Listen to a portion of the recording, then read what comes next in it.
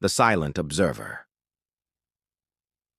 The afternoon sun filtered through the floor-to-ceiling windows of the private medical suite at St. Catherine's Medical Center, casting long shadows across the polished marble floors.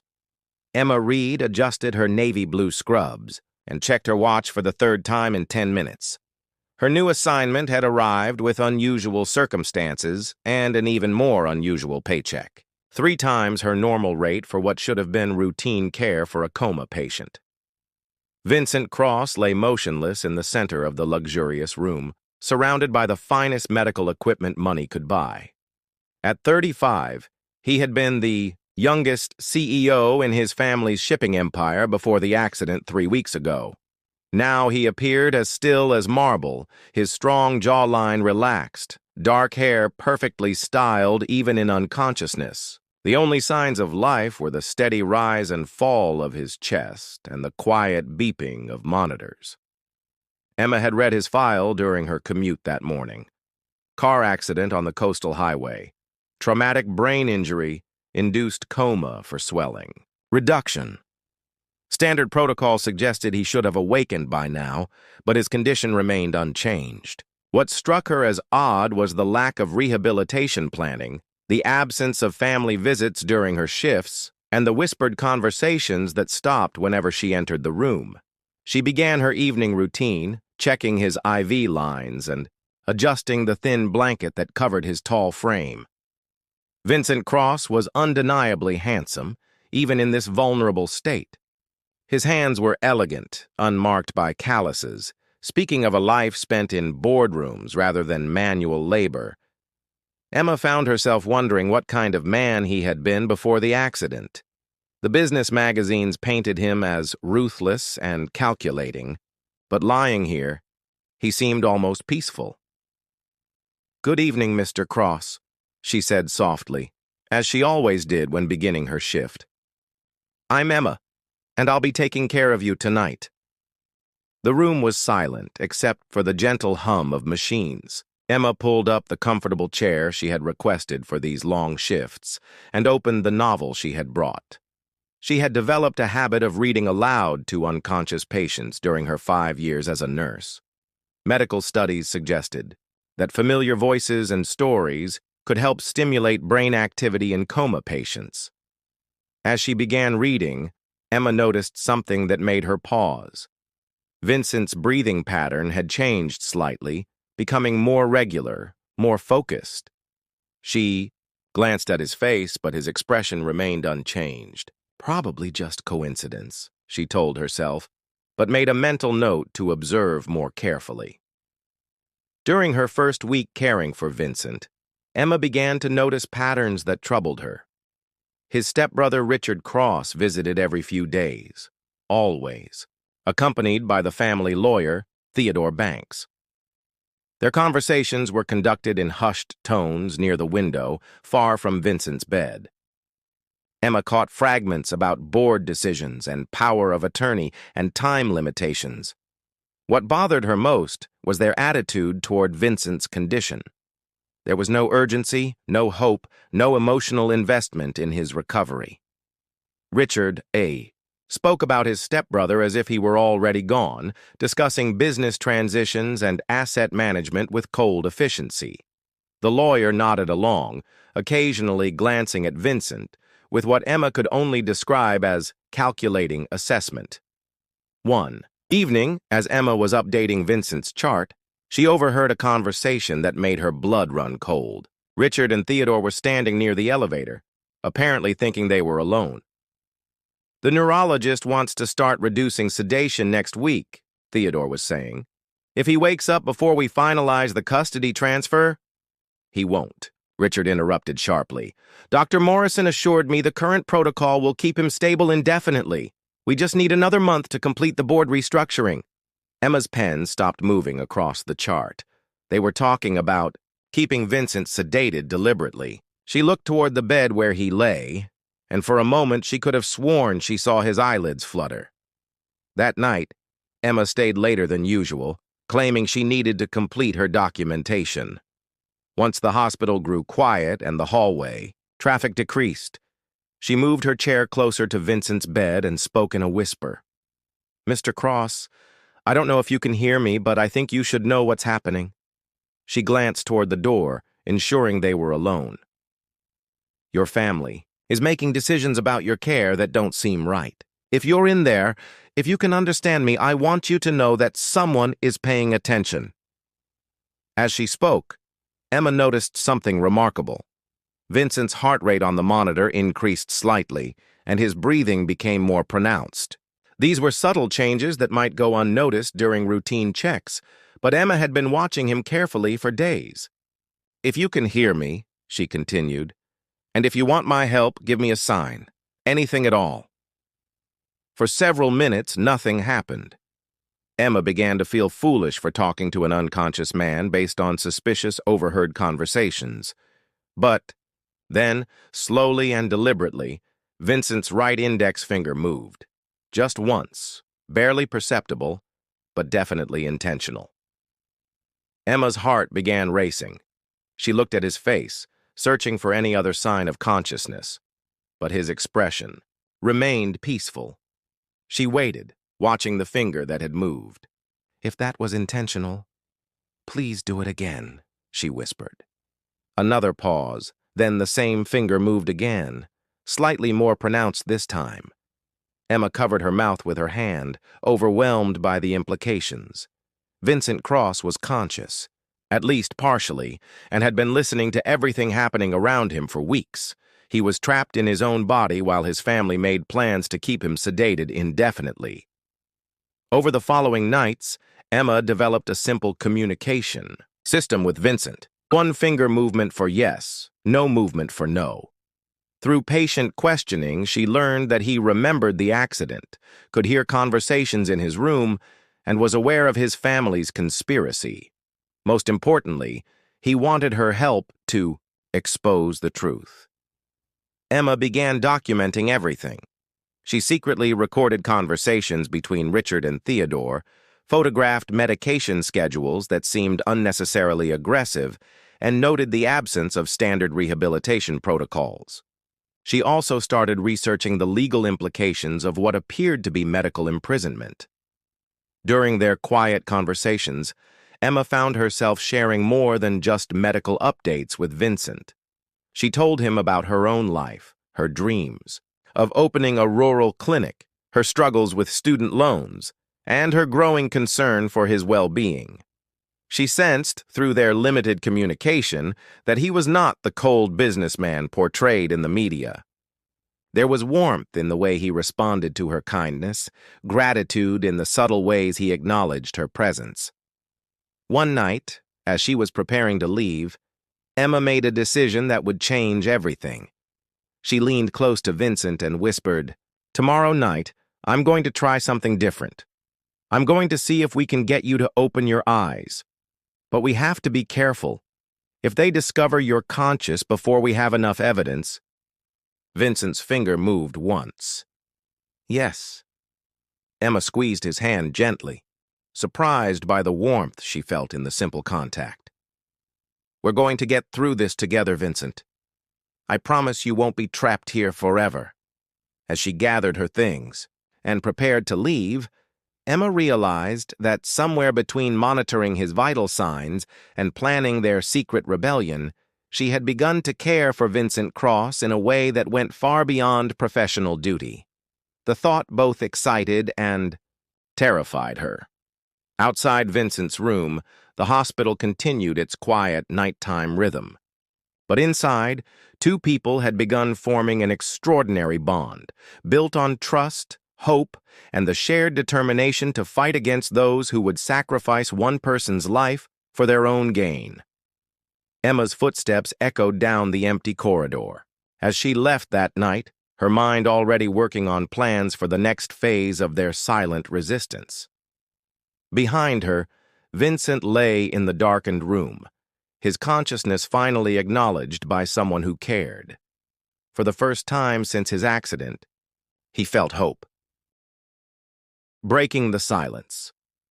Emma arrived for her shift the following evening with a racing heart and a carefully planned approach. She had spent the entire day researching medical protocols, legal precedents, and gathering the contact information for Vincent's previous personal physician, Dr. Helen Morrison, who had been mysteriously replaced shortly after his accident. The hospital felt different that night, charged with possibility and danger. Emma went through her routine preparations, hyper-aware of every sound in the hallway, every shadow that passed by Vincent's door.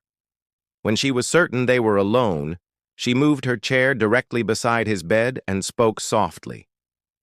"Vincent, tonight, we're going to try something new. I'm going to gradually reduce your sedation level just enough to see if you can open your eyes. It will take about an hour to take effect, and we'll only have a small window before the night shift change." Vincent's finger moved once. Yes. Emma had studied the medication chart extensively and calculated a temporary reduction that would appear as a minor fluctuation rather than deliberate intervention.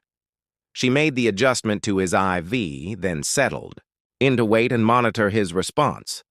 As the minutes passed, Emma found herself studying Vincent's face more intently than ever before. The strong line of his jaw, the way his dark lashes rested against his cheeks, the intelligence that seemed to radiate from him even in this state. She had never been attracted to wealthy, powerful men, had always preferred the simple honesty of working-class guys. But Vincent was different. Even trapped and vulnerable, he projected strength and integrity. "You know," she said quietly, "I've been thinking about what kind of person you really are. Your stepbrother talks about you like you're some corporate shark, but the way you respond to kindness, the way you've trusted me, I think they've got you all wrong." Slowly, almost imperceptibly, Vincent's breathing pattern changed. His chest rose and fell more deliberately, and Emma noticed the slightest movement behind his eyelids. "That's it," she whispered encouragingly. "Take your time. Don't force it." For nearly an hour, Emma watched as Vincent gradually fought his way toward consciousness. His fingers began to move with more purpose, his head turned slightly on the pillow, and finally, incredibly, his eyes opened. They were the most beautiful eyes Emma had ever seen, deep brown with flecks of gold, intelligent and immediately focused on her face. For a moment, neither of them moved, both overwhelmed by the magnitude of this breakthrough. "Hi," Emma whispered, tears springing to her eyes. Vincent's mouth moved, forming words without sound at first. Emma leaned closer and finally heard his voice, rough from weeks of disuse but unmistakably warm. "Thank you," he said simply. Emma had to brush away tears before she could respond. "We don't have much time before the sedation kicks back in. Can you tell me what you remember about the accident?" Vincent's eyes grew sharper, more focused. "Wasn't an accident," he managed. "Brakes failed. Richard had access to my car that morning." The implications hit Emma like a physical blow. "He tried to kill you?" "Inheritance," Vincent whispered. "Company shares. If I died unmarried, everything goes to him." Emma's mind raced through the conversations she had overheard, the deliberate medical negligence, the legal maneuvering. It all made horrific sense. "We need evidence," she said urgently. "I've been recording their conversations, but we need something more concrete." Vincent struggled to sit up slightly, and Emma helped him, amazed by the trust implicit in his dependence on her. "My personal safe," he said. "Home office, documents about Richard's debts, his gambling problems, proof he needed money. How do I get access?" Vincent managed a weak smile that transformed his entire face. "You'll have to marry me." Emma blinked in surprise.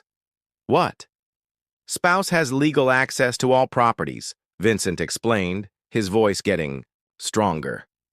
"It's the only way to bypass Richard's current control." "Vincent? That's crazy. We barely know each other." He looked at her with those incredible eyes, and Emma felt something shift in her chest. "I know you stayed with me when everyone else gave up. I know you risked your job to help me. I know you read to me every night and made me feel human when I thought I was disappearing." Emma felt her breath catch. "And I know you're brave and kind and beautiful," Vincent continued.